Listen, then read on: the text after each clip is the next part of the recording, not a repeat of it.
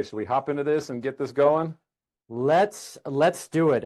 Thank you all for being here with us. We're very excited to share with you this last installment of our summer series. We've been talking about this conversation in the Tough Money curriculum and the 3 key ideas we teach at Factum in May. June, July will be when we finally drop a conversation around the solution. And if you haven't been with us, I want to give you the opportunity not only to get the right context of what we've been talking about, but actually get access to those recordings so you can go and study. So like I was saying, in May, we talk about that tough money being the idea of why habits impact our wealth plan so deeply. In June, we talked about how does the activity, the world of banking, affect our wealth plan through the idea of permanent control. And today we're going to be talking about this one here in the bottom. What should be the foundation of our wealth plan? The toughest asset of all, which is whole life insurance. So very excited to jump in here. Quick recap of the ideas, Kyle, if you don't mind. First thing that we're going to put in front of you, likely in every encounter we have from our company to you to deliver education, is this idea of path of money. When income comes into our life, becomes cash flow in our income statement, and there's 4 things we can do: spend, donate, hold, and invest. The right sequence in the right proportions will determine whether you have well-being or you have financial stress. This idea is very profound, very important. This allows us to understand where we are in the world of financing. What is the current state? What is the current position? The 3 key things you must know to understand this is: what's your current gross income as a household? What is your net worth and your liquid net worth as a function of that?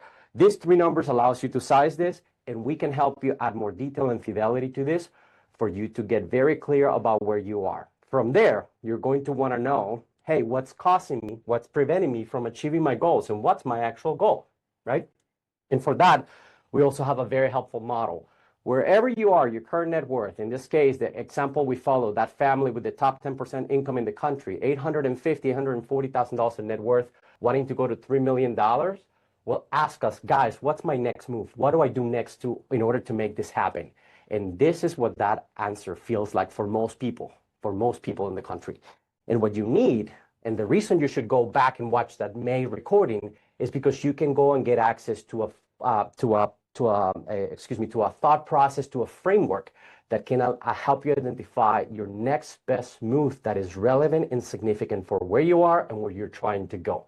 So if you missed the May conversation, please scan this QR code. Would love to share that recording with you so you have access to that conversation. You will not waste your time. It's 50 minutes full of value models. And if you want help with this implementation, if you want to do a path of money analysis, if you want to understand your next tough money level, please reach out to the agent that invited you to this conversation this evening.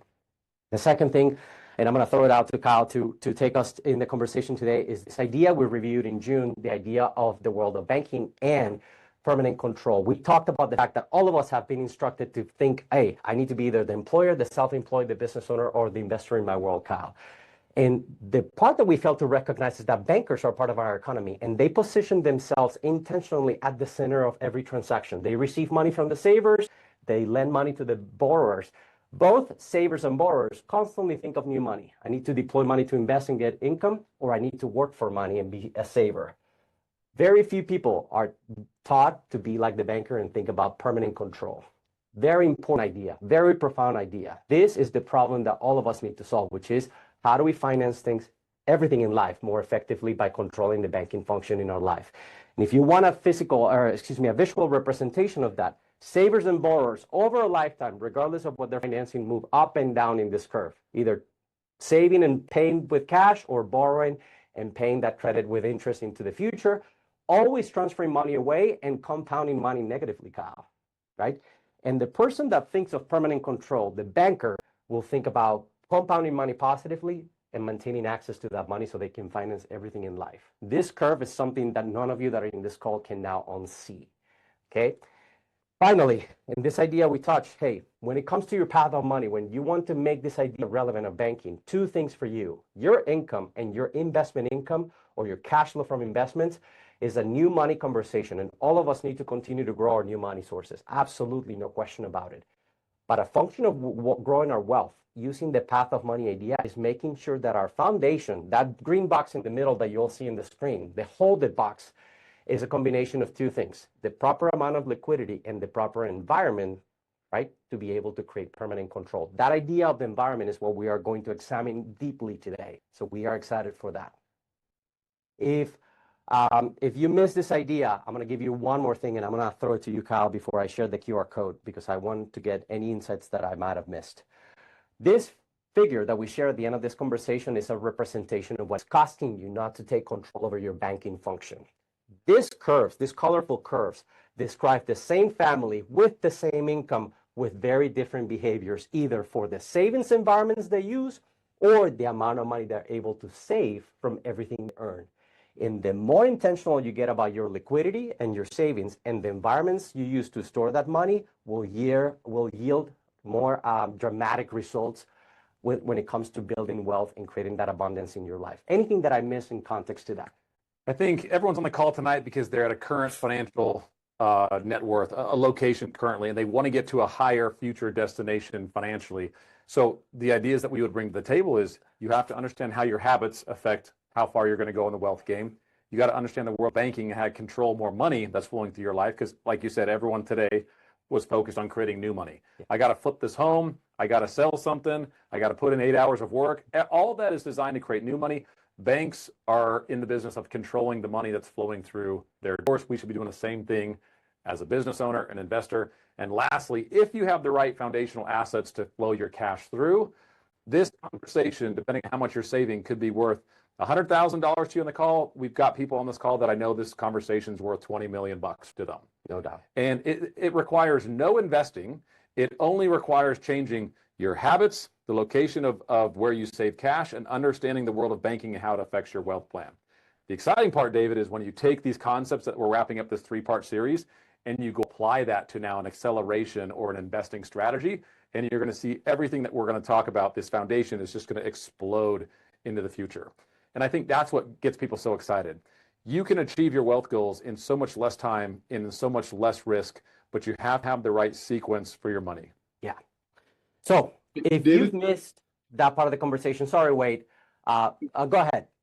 No, I was just going to say, and the other thing it's going to require is that, I look at that graph and people will think that just because I save money, it's out of my control. The idea of permanent control does not mean that we can't use it either. And so that's a bit of a mind shift and a little bit of a conversation we have to have with ourselves. Like, just because I'm saving doesn't mean I can't use it. And that's what we're going to talk about today. Love it. And I was about to introduce Mr. Wade, but you just heard the wisdom on the call. Mr. Wade Borth is our Chief Insurance Officer. So if you miss this conversation in June, please scan that QR code. I'll leave it there for a second so you can get access to that. All of this content, by the way, is free, accessible in our YouTube channel of Factum Financial. So Wade, the reason I was going to introduce you is because we just had a live event teaching this same idea we're going to talk live in San Antonio, Texas last week, and we had a very deep conversation with a group of investors around this.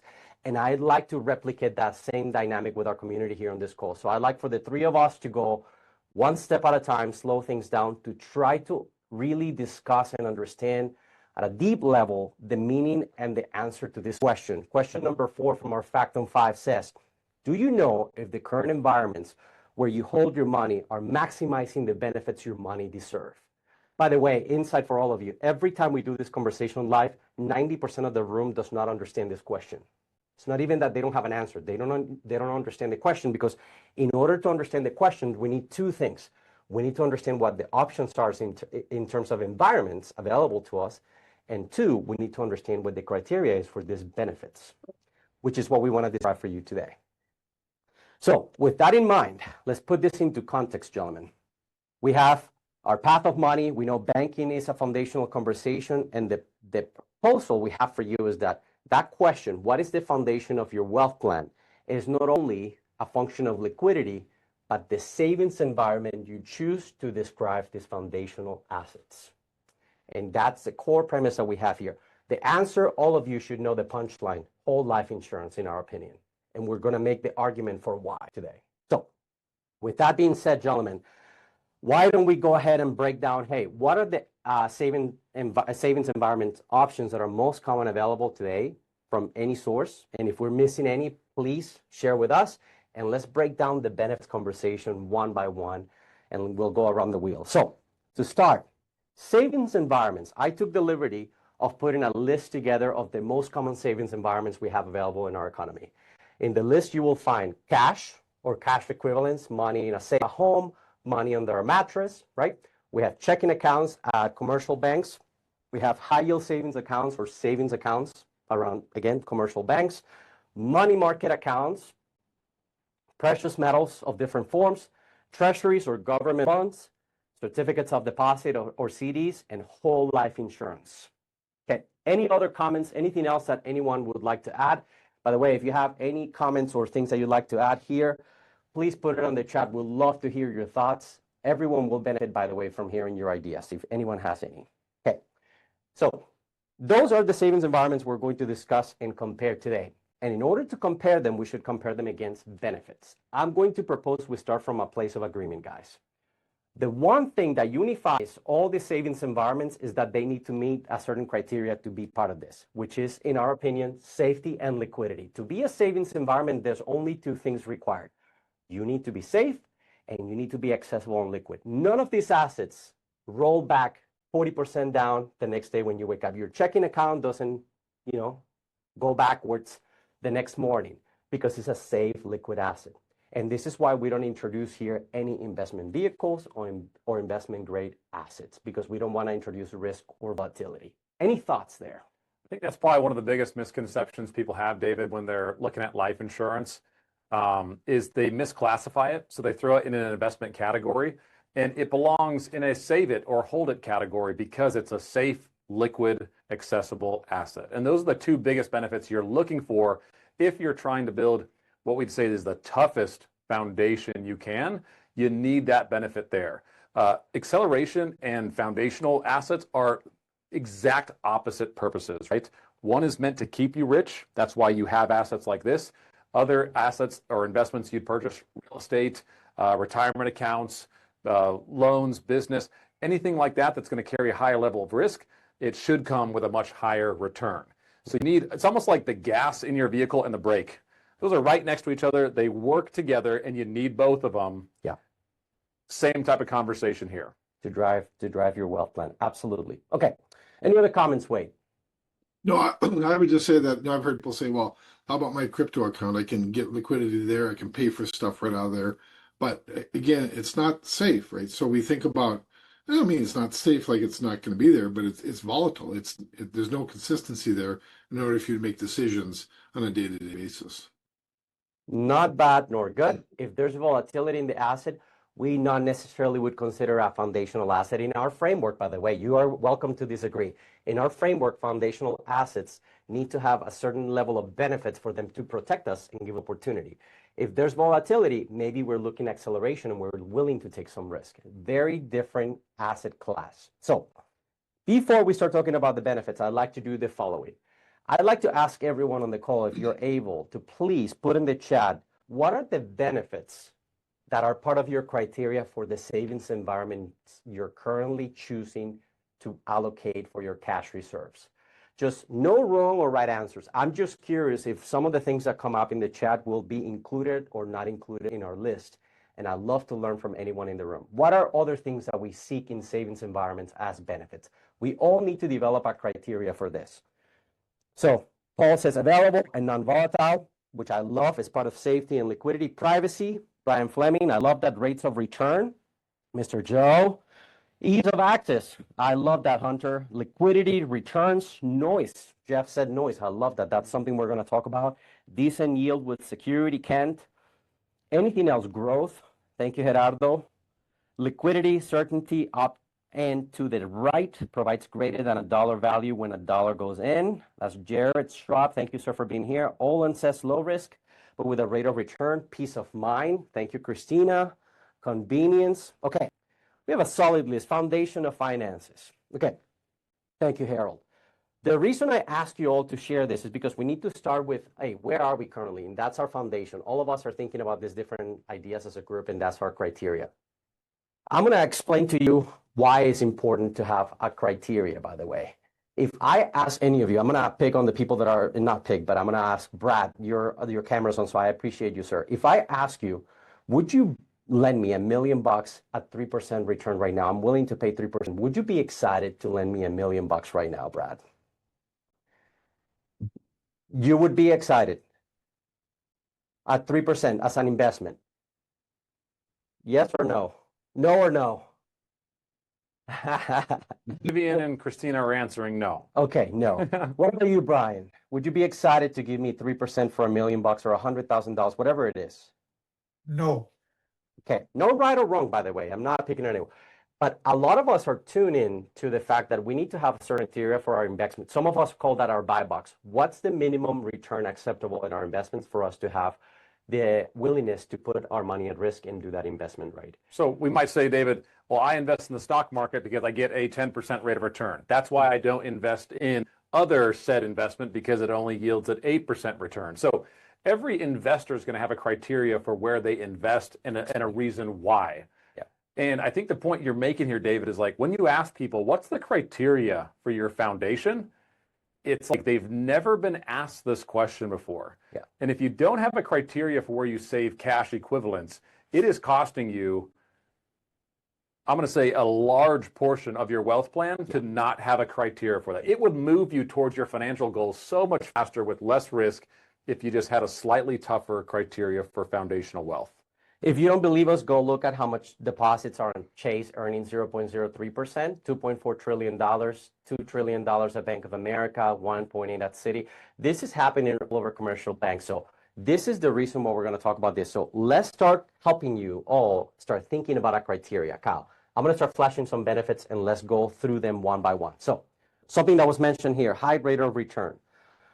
You'll notice as I flash this benefit, some of the savings environments will turn off because they don't offer a high rate of return. Cash in a safe doesn't have a rate of return. Checking accounts typically don't offer it. Money market accounts that are not invested in money market funds, just the liquidity cash portion of it, it's not going to have a high rate of return. But then there's times where high yield savings accounts, precious metals, treasury certificates, whole life insurance have a high rate of return, Kyle, right? One of the things that I like to explore is that whole life insurance has the most competitive rate of return available to us. And I'd like to bring one calculator for you to discuss, Kyle, because I want everyone to understand once and for all how to think about the rates of return in whole life. Okay. You know, I invited this guy on Facebook. He was going back and forth with me on one of the videos I did a reaction to. Yep. Dave Ramsey post just saying life insurance is garbage, low rate of return. And so same type of conversations that come up. All these misconceptions, David, come because of lack of education. And so I think I'm going to go ahead and say whole life insurance might be one of the most misunderstood assets that exists out there. And when it comes to the return, this is probably the most misunderstood benefit of life insurance. And it's why you got to use certain software to really paint the picture accurately. I don't like when people just throw out blanket statements with no way to back it up analytically. We need the math because I want to know what's the truth. And that's going to help us make better decisions. So I invited him to this class. I don't know if he's on here or not, but I was hoping he would show up because this is probably the number one misconception people have when looking at life insurance. And I've owned this stuff for over 10 years now. I was very blessed to learn from families that are third generation into owning whole life insurance.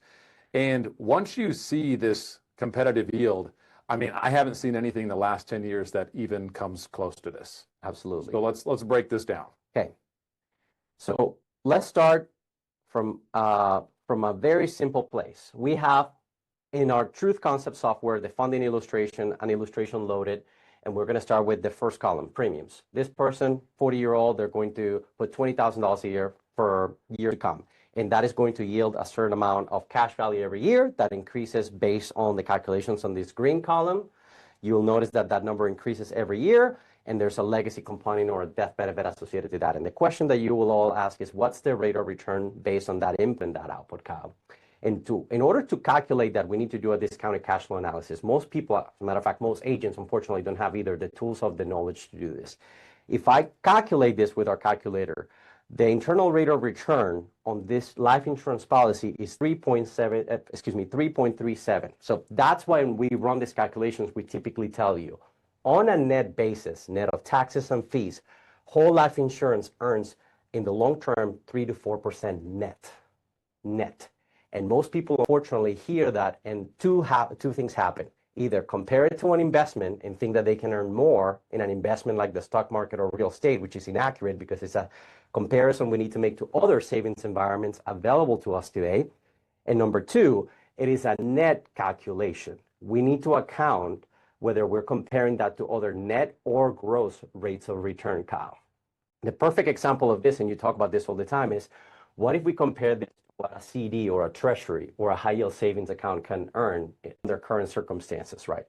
And in order to make this calculation fair for that comparison, we need to account for things like management fees and taxes, which in this case we're saying, what if there's a 1% management fee like in the CDs that you've seen at Chase recently that you've looked at, and you're in a 30% tax bracket, the gross rate of return that needs to be earned on another asset to compare to the performance long-term of a life insurance policy is over 6%, Kyle.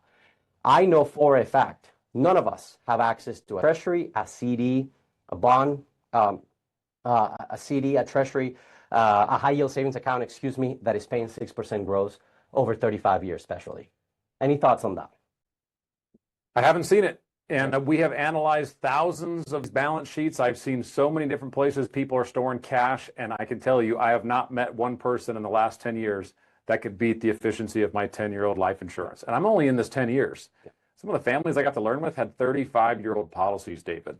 Third generation with this stuff.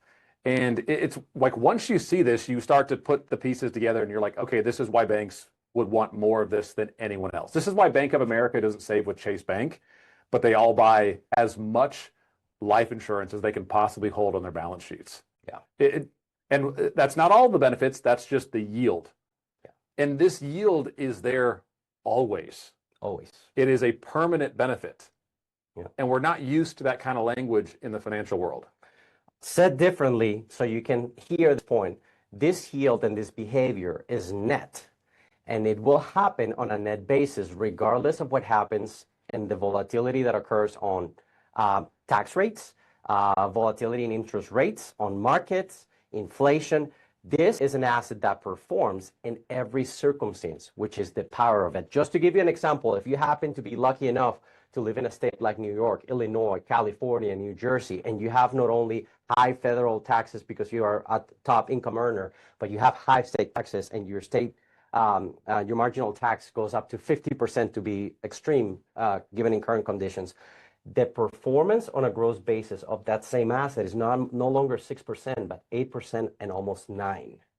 Okay, if you plan to be wealthy and make a lot of money, life insurance will perform better in the future compared to other gross assets because it reduces your exposure to taxation.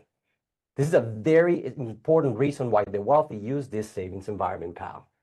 And if you're trying to build wealth right now, it's as easy as do what the wealthy are doing, right? I think Robert Kiyosaki has that wonderful quote. If poor people just did what rich people would do, they wouldn't be poor anymore. Yeah. Like it is as simple as that. And when you do enough research into who's buying this stuff, all of this comes together. There's a lot of people making a lot of noise about this, but I can tell you I've never had anyone show me anything like this that could back up their argument as to why life insurance has a low rate of return. It's just noise that's out there.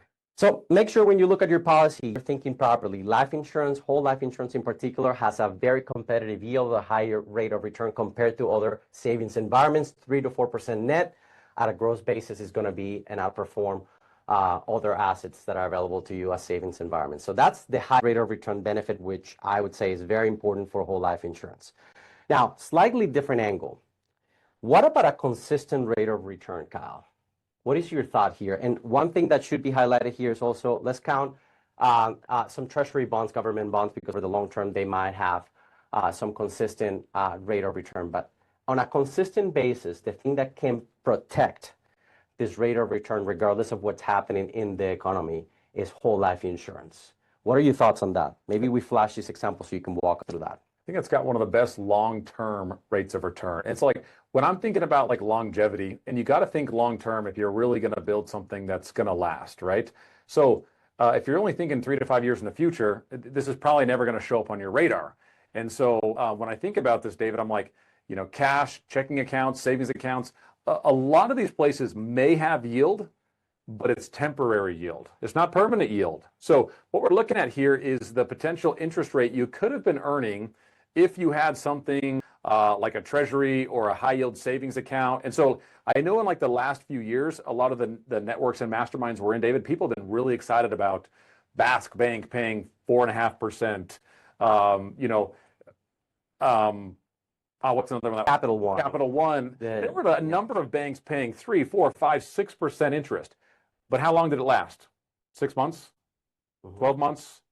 I mean, we've already seen interest rates come down considerably from where they were even 12 to 16 months ago. Like, so it's there temporary. I want to know, like, okay, if I'm going to save money somewhere, and by the way, on this graph, I was buying whole life insurance in 2015 when interest rates were 0. You couldn't find yield. But I met this orthodontist who had been buying insurance for 15 years, and he had boatloads of it while everyone else was getting like 0 and negative rates of return on their savings. He was earning the equivalent of a 4% net IRR, which for him at his tax bracket, he was probably pushing 7-8% on those policies. Yeah. If you're getting a 7-8% gross return and the rest of the market is getting 0, you're not winning. You're like obliterating people financially. Yeah. And to make your point, Kyle, look at the behavior that you just expressed 10 years ago. Where were you saving 10 years ago? We talk about this in our Top Money curriculum, by the way. 10 years ago, 2015, 16, 19, interest rates were 0. As a matter of fact, if you don't know this, from September 2007 to September 2022, 15 years, Kyle, interest rates were ultra low because the Fed decided that that's the economy, what the economy needed. And if you look at the savings behavior, 5% savings rate in those years, 5% still in 2022, 23, 24. It's not made a difference because we're not thinking about this intentionally. And yet the environment has been volatile with respect to the yield that we can earn. So not only the conversation needs to be about high rates of return, but when and for how long needs to be also the other consideration. I never want to take high potential for competitive yield from my savings in the rest of my life moving forward. Right. And the only way to stabilize that consistently is to use an asset that has a consistent rate of return like whole life insurance, Kyle.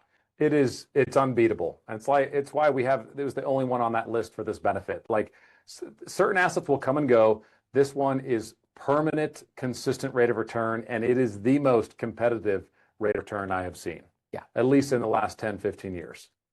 Okay. So we've talked about high rates of return, consistent rate of return. Let's talk about the next benefit, privacy. And in here, we have some things here to the left. Cash, if you have it at home, you have it in a safe, nobody knows you have it. Very, very private, out of Dutch money. Precious metals tend to be a very private asset. Most people either self-store or store with a private storage company, and it's an asset that's privately held. Whole life insurance, a private contract regulated by the state that nobody knows you own and control. Very powerful, Kyle.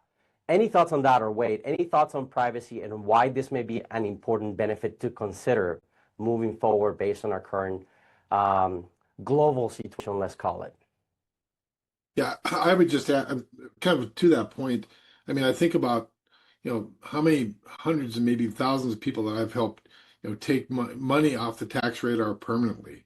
The idea of not having, Big Brother know everything that you have and everything you do. A lot of times, the only reason that they know that we have this asset is because we self-report, or we talk about it with our clients, or we go and record videos like this and talk about our policies, right? But it is a private contract between you and the insurance carrier. Now, again, if you want to qualify for certain things, you have to say, well, this is what I have, and you have to volunteer those dollars or that information.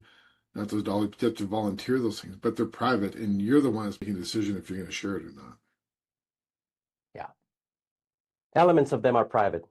Premiums are private. Nobody knows. The loans are private. They're not public record. They're not part of your private history. Your cash values, your death benefit distribution, all of these things, again, for all of us that are growing wealth and a balance sheet, having more private assets at the foundation of our balance sheet will have an element of protection that most savings environments do not include, Kyle. I think it's one of those benefits, David. If I can go back to 25-year-old Kyle who was buying life insurance, I was after that asset because it had a very competitive yield. It was very safe, and I had just got obliterated in the stock market. So I started investing before I built my foundation. That was a huge mistake for me. I built my wealth backwards. That's why I went backwards. Remember, the purpose of foundational assets is to keep you wealthy. So privacy back then didn't matter to me. Today, we have a much more successful business there's a lot more going on today. I've got a wife, I've got 4 kids. There's more in my world that I need to protect. And so privacy is actually a stronger benefit for me now than it was a decade ago. And if everyone's goal in the call today is to go from where you're currently at to where you want to go financially, so you want to go up the tough money levels, you want to get into a higher net worth, privacy will become vital to you keeping and maintaining that wealth. The purpose of getting wealthier is to stay up in those levels. Yeah. You don't want to come back down. That's what foundational assets do for you. That's also why we should all care about this benefit of privacy. Yeah.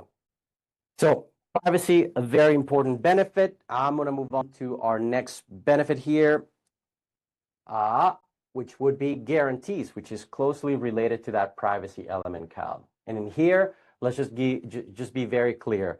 The source and the reason for guarantees is really important. I would argue that treasuries, government bonds have a level of guarantees because at a national level, we own the guns, we have the ability to control the money printer. So most people internationally and globally rely on credit markets and the dollar and our treasuries because we are that center of the world economically when it comes to the ability to back our economic guarantees. And again, even at this point, a lot of people have concerns on the amount of debt, et cetera, et cetera. But from a guarantees perspective, I would say treasuries are a very solid place to put that money because that source, that backing, we have a counterparty risk called the United States government. In whole life insurance, we have, in our view, mutual insurance companies that back guarantees into a written contract that says the word guarantee. By the way, ask yourself, out of everything in my balance sheet, which pieces of paper have the word guarantee included in it? Great question. You will be hard-pressed to find the word guaranteed in any of those pieces of paper unless you own whole life insurance, by the way. Is your real estate guaranteed? Are your retirement accounts guaranteed? Is your income guaranteed? Is your business guaranteed? Is the hard money lending? You go through every one of those. This is also why we'd say, like benefits to benefits, the guarantees in whole life is what makes it such a tough asset. But unfortunately, that's never what we hear online. Yeah. We hear noise about low rate of return, expensive to own, worst investment of all time. Those are the big 3 that we constantly hear. The reason I love it is because you get a contract with guarantees. It's one of the few assets you can purchase where this stuff is guaranteed to be around your entire life. Yeah. So we always in our education share those guarantees, Kyle. And for the visual learners in the room like me, I want to show you a picture to describe this benefit of guarantee so you can never forget what we're about to say. Okay. So the 3 benefits on whole life. Benefit number 1 is described by this purple line. At any point between the age of 40 for this individual and 121, there's a guaranteed death benefit. Very important because the probability of us dying is 100%. So it's not an if, but a when. When this person dies, their beneficiary will receive liquidity immediately. That is the core of what whole life insurance does. Okay? So at any point, that death benefit is rising and is increasing and is protecting that beneficiary. The second guarantee is that the cash value that represents the current equity in the contract while you're living is guaranteed to grow moving forward every day to match or exceed that death benefit at the end of the contract or age 121. So you can see that in the chart how this blue line is matching or exceeding that purple line at the end of the contract. And the third guarantee is that your premiums will remain the same whether you are 40 years old or 80 years old or 120 years old. The closer you get to mortality, that same premium, that minimum premium, the base premium will be the same. And that is a very important, again, idea. These 3 guarantees describe the construction of this contract and why it, with a fixed cost, it makes you have the ability to either have more access to liquidity or protect your family with a higher death benefit. Any thoughts there? You know, I think back to like Todd Langford. He's the creator of this Truth Concepts. We go to one of his classes every year. We always learn a ton. And one of the things he said, David, about like human behavior, the balance between investment and foundational wealth is such a delicate balance, and they're interconnected, right? So like the reason you want the guarantees with the whole life is because you have a 100% chance of succeeding with this asset. Yeah. And so the question, if you were to ask a room full of people, you know, would you take the bet that you get, you know, twice as much money, but there's only a 30% chance that you get it? Or would you take half the amount of money, but you have a 90% chance of getting it? Like, what do you think the highest rated response for that is going to be? I think most people take the 90% chance that I'm going to have $1 million versus a 30% chance it'll have $2 million. So that's why you want the guarantees on your balance sheet. This will guarantee a certain level of wealth will always be achieved with you. And then once you understand how to use this asset, man, that's when you can really jump on some exciting opportunities for the future. Absolutely. Absolutely. So this idea of guarantees is really powerful, is very rare and uncommon. Please do not dismiss it. By the way, all of these benefits are available in whole life insurance, as you'll see moving forward. They do not represent a trade-off in between them. Like you're seeing here, some of these assets turn on and off. Please notice that whole life insurance is staying on the whole time, because what we want to highlight to you is the abundance of benefit to maximize the benefits your money deserves with this savings environment. So somebody else mentioned this, and I wanted to bring it up. Low management noise. This is something that is dismissed, but I am sure is the reason why commercial banks are so effective at attracting $1 trillion in deposits, by the way. Things that have low management noise. Cash at home, no noise whatsoever. A checking account, very simple, easy to transact. They give you a debit or a debit card. They give you the ability to have online banking with a wonderful interface. You log in with your password anywhere in the world, and you can create, transactions at your discretion. Money market accounts, pretty low noise. Precious metal tend to be a low noise allocation. Whole life insurance, a contract with those guarantees that grows on a daily basis, whether you want it or not, Kyle. No sweat, no tears. A very important reason to consider that something like a treasury ladder, 30, 60, 90 days. A lot of you in the call use this strategy, right? You're constantly going to the site for the treasuries and buying 30, 60, 90 and rolling that maturity over and over and over, seeking to maximize the yield on your cash. Not a bad or good or strategy. It's just a noisy strategy that requires a portion of your attention that you can be allocating for other things like increasing your income or creating investments. And if you can put your money in something like whole life insurance with a great competitive, consistent rate of return and very low noise, think about the optimization you have in your financial life. Wade, any thoughts in there? Yeah, I just want to bring up a conversation you and I had with the chief investment officer of a large or mid-sized mutual insurance carrier, and we asked the question, where do you keep your liquidity, your money? Because we were talking about laddering, treasuries and government bonds and that type of thing. Now, here's a guy that's a chief investment officer. He buys bonds on a daily basis and large chunks of bonds. He understands risk. He understands all the noise that goes along with it. And he says, for my money, I just put up my whole life insurance policy. He says, I get guarantees, I get the growth that I'm looking for.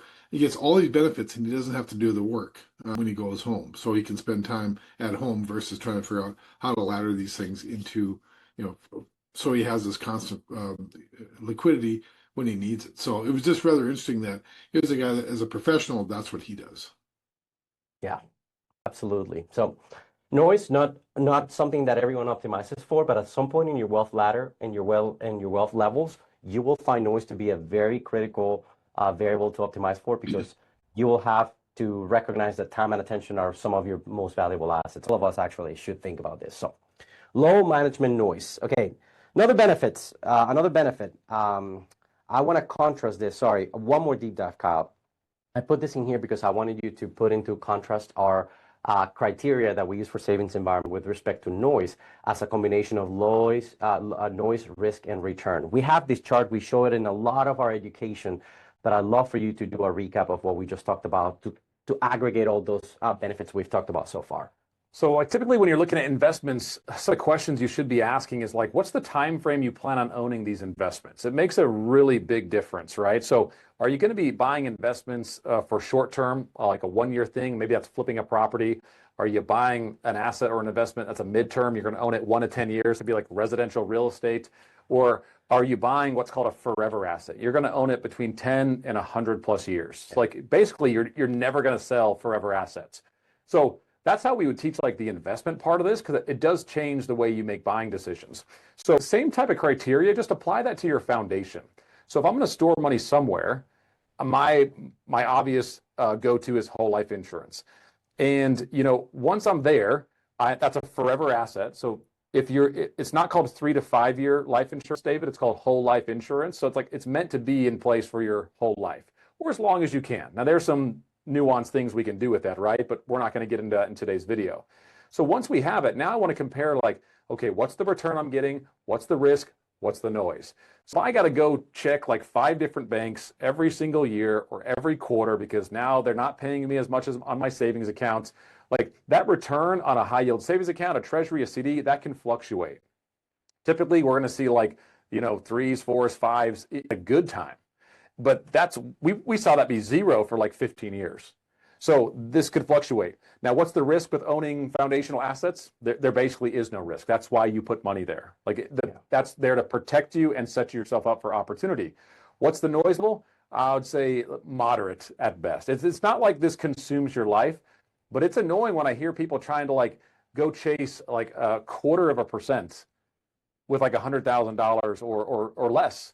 And I'm like, the amount of time you're taking to move money from this bank to that bank and close out an account and start a new one, like that's never, I never enjoy starting a new account at a bank. It's never like the greatest process, right? It's always noise. Well, with my whole life policies, I might pay premiums and take a loan, and it might take me 15 minutes a year to manage that policy. Well, the return I'm getting is going to be competitive permanently. The risk is nothing and the noise is nothing. And the nice part is, because it's guaranteed, every year it's going to perform better. It's going to get better, like that compound curve you showed on our funding calculator. So if I know I never have to go look again, it's kind of like Wade, the chief insurance or the chief investment officer at the large billion-dollar insurance carrier. I just put my money in whole life. I don't got to chase bond returns. I don't got to deal with all that noise. I'm like, it's no wonder banks, massive corporations are buying more of this stuff than anyone that we know. Yeah. So a framework for you to consider, part of the criteria here is understanding benefits. And this, again, one of those things where we think about it in terms of risk rate or return and the duration. It makes for a long-term choice for your savings environment to store your liquidity. Couple more things. Tax benefits, guys. We don't probably have to go too far. You already know probably some of the government bonds, muni bonds, things like that have some tax benefits. The treatment of life insurance, whole life insurance from a tax perspective, we are putting post-tax premiums typically in order to not invite the IRS to the harvest, only the seed. And everything internally, the growth happens on a tax-deferred basis, so eventually that legacy can be income tax-free. It's a very powerful way to think about an asset. Is the reason why a lot of people call this the Roth of the wealthy. I'll show you a quick chart here to make the point. This chart that you see here describes in red the average maximum tax rates in history since the inception of the IRS and the income tax in 1913 all the way to recent history. And in orange, you'll see the average minimum. The argument and the reason to show you this chart is the reason we would consider paying tax on the seed is because we may be experiencing the lowest tax regime in the history of the United States.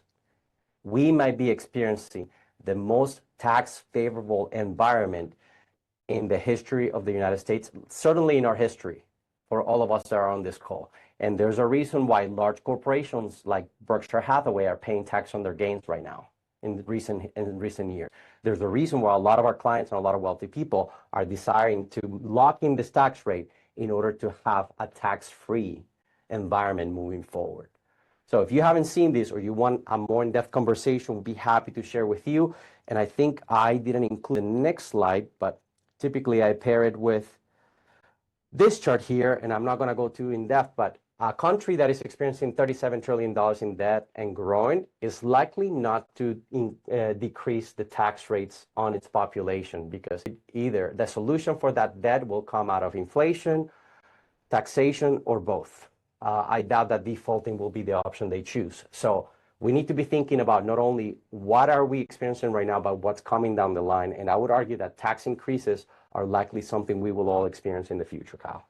And why is that a benefit to everyone on the call? Because if you have tax-advantaged savings environments like life insurance, if those taxes creep up, you're shielded from it. Those policies, the internal rate of return will increase every time taxes go up. It'll eat away at your savings accounts, precious metal. It'll eat at everything else. But because the life insurance is tax-advantaged, it's going to give you a bump on that. So it's that concept of anti-fragility, right? Like when you have tough systems in your world, and they experience stress, and high taxation could be a stressor. The whole life policy actually performs better in a higher taxable environment. Yeah. That's why we'd call this thing a tough asset. Absolutely. You're once again, and low noise, right? Taxes go up. I don't really worry about that with my life insurance contracts. I will worry about it with other things. Yeah. Income, other investments, and this is when tax strategy is going to come into play. But for that particular asset, there's low noise. Absolutely. Okay, historical confidence. I don't know if you have any comments there, Wade, but we all know gold and silver have been around before the Roman Empire, and I think they will continue to be a scarce asset that we'll continue to see as money as humans. Treasuries been around for a long time. Things change, government to government and generation to generation, and we don't know. But for the time being, there's historical confidence in the U.S. government. Whole life insurance, an asset that has been around for 200 years. Companies that we work with operating for 100 consecutive years or more, 150 years sometimes, paying dividends and being profitable every year. Wade, reputation, historical confidence, something really important that not every asset will offer. Well, I mean, I just think about like the conversations about, hey, these companies were paying dividends during the Great Depressions, during the Great Depression, the Great Recession, during COVID, right? So all the things that we would imagine would destroy financial companies and kind of did in certain aspects. Banking took a hit in 2008. Almost every other business did in the recessions. Life insurance companies, whole life carriers, especially the mutual companies, were those that were providing capital at the time everybody was searching for capital. So think about that. Who do you want to be with when times are tough? You want to be with companies that are providing liquidity to the market when everybody's looking for liquidity. So they're the buyers when everybody's selling, they're the companies that are buying or providing liquidity. And this was done throughout history, right? So this isn't just a one-off conversation for the last 150, 200 years because of their discipline. They're the ones that they're providing liquidity when they need it. And they've done that consistently over time. Yeah. So really important benefit, historical confidence. One more thing to think about the future. We've talked about a lot about things that are relevant in the present. What about the future? For all of us thinking, okay, maybe not retirement, passive income distributions in the future, right? Treasuries, government bonds are an important part of that. A lot of people that do future financial planning use those instruments. I would argue whole life insurance, it's even better because, again, the consistent rate of return, the stability, the privacy, the tax benefits will make that distribution strategy stronger.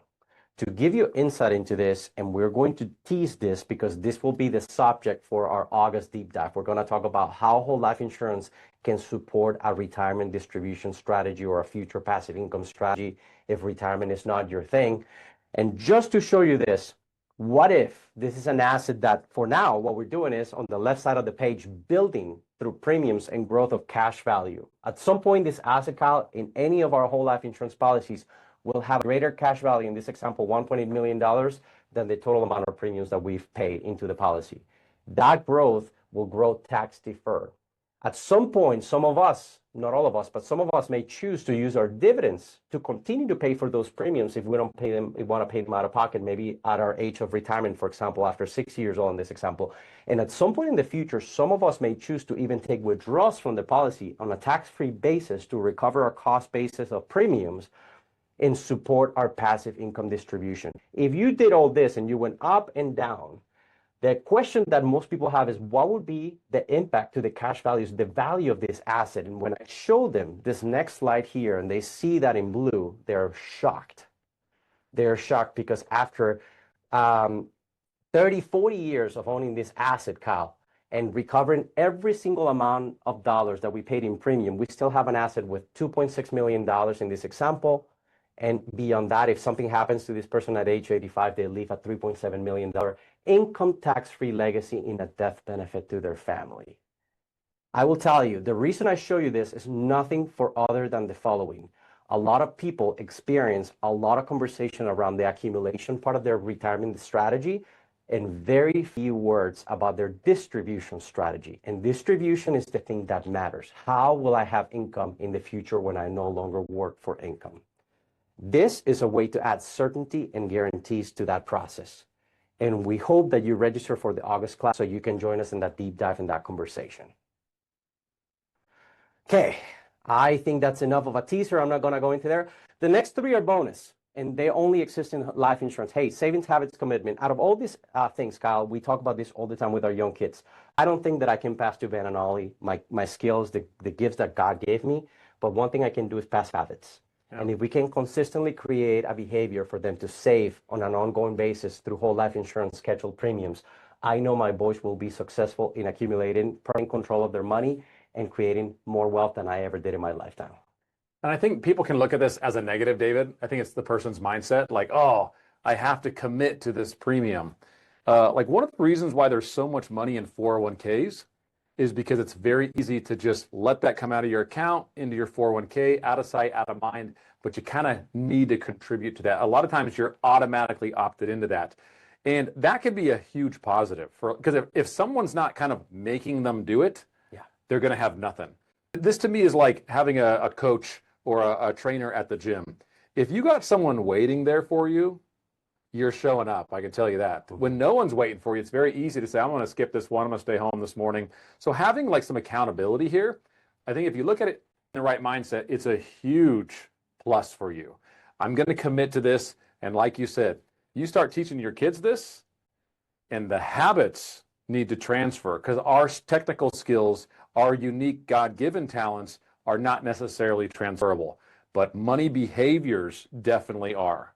So if we can teach our kids to be strong savers in the right environments early on, I don't even have to ask because everyone that we talk to says the same thing. I wish I would have known this or done this 20 years ago. Yeah. And if anyone has ever uttered those words, you got to start teaching your kids this. It's one of the greatest gifts you can give them is getting them the right savings habits. Yeah. Yeah. And okay, would it be great, Kyle, if we had an opportunity to see how do we teach kids this? That would be. If someone's doing that anytime soon, please let me know. I would be all over that. We're going to give you all the opportunity to do that as a bonus presentation this month, and we'll share the way in which you can register for that here for next week. Thank you for bringing that up, Wade. We're going to have the one and only Mr. Riker Fuller join us in conversation to show you what an 8-year-old mindset can look like for all of our families to pass these habits alone. Okay, last two things, gentlemen. Bonus, guaranteed death benefit. We all understand that. That's probably the most common thing that people associate to whole life insurance. It doesn't exist in any other one. And guaranteed leverage. I'm going to do a quick refresher. I'm going to pass it to you, Wade. A few months back in our deep dive, we talked about this idea. 2 options for financing. Bank account, we put money in. When we need to allocate money for, say, an investment, we draw that account. And then with the money that comes back, hopefully with profit, we replenish that account and we go up and down, opportunity cost. All we're talking about is if you just add one step and you roll that money first through permanent control in a life insurance policy, you can build that equity and then get the ability to have access to that money on a guaranteed basis. When we talk about guaranteed leverage, is having a guaranteed line of credit.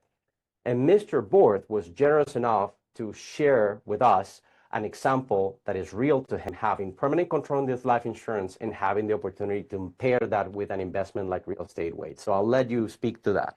Yeah, so hopefully this is the story you're thinking about because it's the one that pops in my mind when you bring this up. About 12 years ago, we had an opportunity to buy some rental property. We thought we should buy rental property because that was the thing to do. That's what we were convinced that I wanted to do to get some passive income and start that journey. So we started looking around and we found property about as far away from us as we could get it. It was perfect timing. And the gentleman had it listed for $140,000. But he happened to let my realtor know that he was doing a 1031 exchange, which means he's running out of time. And so he said, well, what do you owe on it? He said, 114. I said, I'll offer you 114.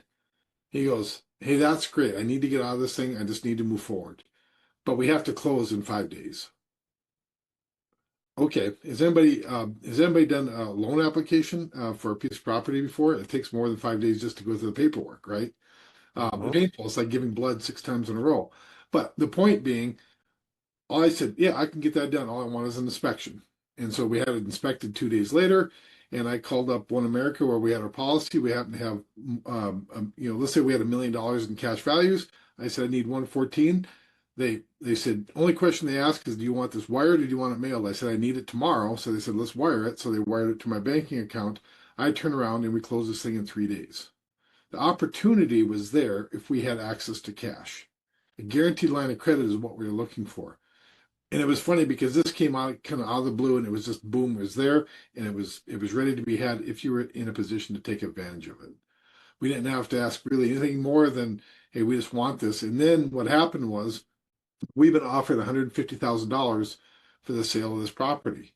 And so now what is the value of that over those last 12 years? Do the math, right? So we stuck in $114,000 of One America's money because it really wasn't my money. It was just the interest that we paid on those dollars. So in the first year, we paid a little over $5,000, $5,500 in interest to control this $114,000 piece of property now that's worth $150. All happening within a couple of days. So just having that permanent control of those dollars ready to go whenever you see fit, and not having to qualify somebody else's qualification to make it happen. So, and really quick, just to that story, David, I know we're going to run out of time. It's funny, the next part of that story was it looked great on paper, price was right, we bought it. And about 3 months later, the gal that was renting it for the last 3 years or 2.5 years before that decided to kick a bunch of holes in the wall, tear a door off the hinges, wreck the garage door, and then leave the country. So we were sitting there like, hey, I have this property now that we owe a debt against that we have to put more money into, another $10,000 to fix it up, and we still have to make payments, we still have to make it happen. And I go, we're the owners of this asset, of the banking process. So therefore, we said we're going to do interest only or maybe no payments for a year until it gets up and starts to cash flow. And we were the ones that control that, so there was no stress because then we said we're going to let this thing grow. So we fixed it, got it going, and now, like I said, we've been offered recently $250,000 for that property. Yeah. So as investors, we think of the rate of return. On over 12 years, you've gotten cash flow, depreciation, appreciation. Obviously, you could sell that property for $250,000 today, right? But that's not the point we're making. The point we're making is the bank reality. All along, that $1 million you had in that policy has grown and compounded daily for the last 12 years. At the same time, you have control of that asset weight. And that is a key here to think about. So guarantee leverage, a really important benefit. I want to be respectful of everyone's time, so I'm going to move on to the final piece that I want, and this is the part that I want you all to capture and remember, okay? This is great, and it's great to list all the assets, all the benefits, but how do we make decisions? How do we discern? We just got clear. What we need is perspective. Let me give you an image for you to never be able to forget this. We agreed all these assets need safety and liquidity, and that's the check marks you see here. Everyone around the country, most people around the country, is allocating their liquidity on the 3 assets to the right, because these 3 assets not only represent $17+ trillion in deposits in commercial banks, but they match the thing that we all need the most. It's super easy to do. Low noise, and when we get tired of the low noise and no returns on a checking account or a money market, we go seek the next easiest thing, which is a high yield savings account or a savings account paying us some yield. $17 trillion with a T, okay? And very few of us start going down a path where like, okay, we need to optimize the benefits, and we go to maybe cash. Hey, I need some more privacy, or I need more yield, and I need a more consistent, and I think of a CD. I log that rate for, a year and a half, 3 years, whatever it is. I need, more upside. I need historical confidence, precious metals, treasury. By the time you get to whole life insurance, this is the definition of not only maximizing benefits, but not having any trade-offs between these benefits, which is why we all constantly tell you, if you're part of our community, if you own whole life insurance, value that asset the way it should be. It might be some of the most important foundational assets you will ever have that will allow you to do what you said at the beginning of the call. Pronounce and maximize the results on your investment and your wealth plan, Kyle. Very powerful image.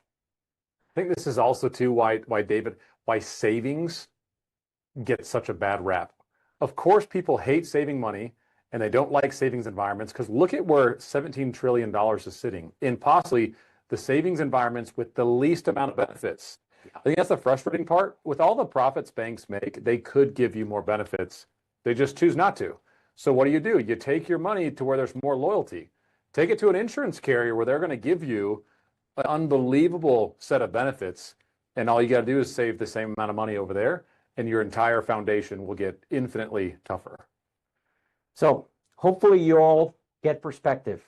Whole life insurance is the asset we recommend for your foundation. For the benefits you see here on the screen, you've likely seen that in our education. That's one of the most crucial pieces of education we share with anyone. These words are how banks describe the reason why they buy this asset the most. And just to wrap up here, we're past a few minutes. Thank you for staying with us. I'm going to close the call with this thought, Kyle. We've been in the last 3 months down a path where we talked about, hey, where are we currently financially, our path of money, our income, net worth, and liquid assets.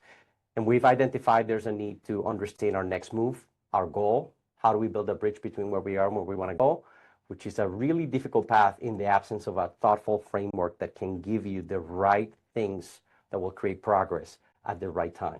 That's how we want to support you.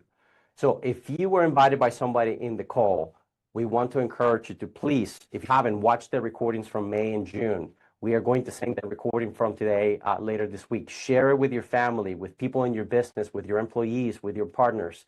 People need this level of education. And as a bonus offer, we'd like to invite you next week, next Tuesday, July 28th, we're going to show you Riker Fuller, Kyle's oldest son, 8-year-old, in conversation, applying these concepts we've talked for 3 months at a higher level, which is how do we take a financial conversation and apply it to our 5 areas, this being family. How do we actually start to express abundance in the things that matter, like our family, for example? Very excited for that, Kyle. So, you guys were serious about that class with an 8-year-old. Just a thought, yeah. Blowing smoke, so I should probably start preparing something then for next Tuesday.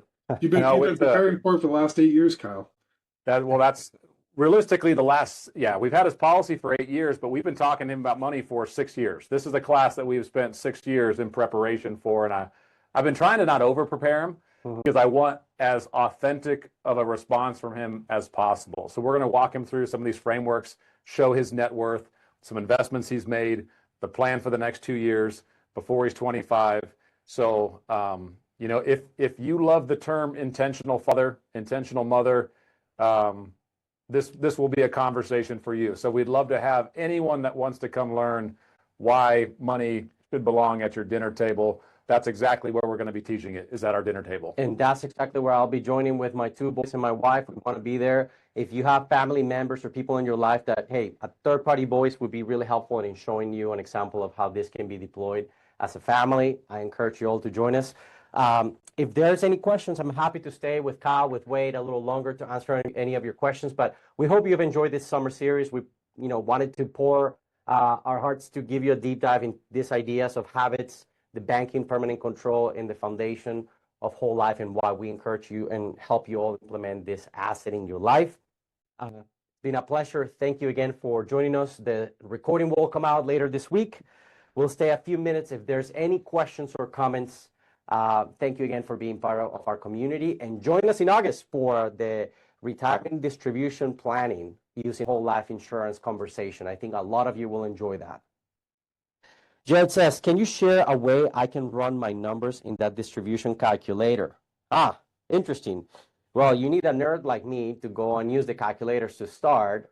Number 2, you need to have the calculator. So my advice, Jared, is get with our team, get with me. We'd love to help you do some strategy. I can tell you, a lot of you probably are in a journey discovering how our team can be valuable to you. And I can put a very specific number to that when we talk about permanent control. But I can also tell you, we have a range of skill sets that most people unfortunately have not found yet. And this is the opportunity to learn how we can be useful for you to understand what is required for retirement in the future. How much money, if you account for inflation? Hey, how would I do a distribution analysis? How would I allocate my balance sheet to make sure I'm protected and that I have the right acceleration? A lot of that skill sets are part of our Tough Money curriculum, are part of our calculator access, and there's a bunch of nerds on this side of the screen that would love to help you any day of the week, so thank you. Jane, thank you for being here as always. Sorry, Kyle, go ahead. I was just gonna say, I don't see any other questions. Okay. Well, with that, we'll close the call. Have a blessed evening, everyone. We'll see you in August. Thank you again for being part of our community and our call this evening. Take care. Thank you, gentlemen. Thank you. Yep.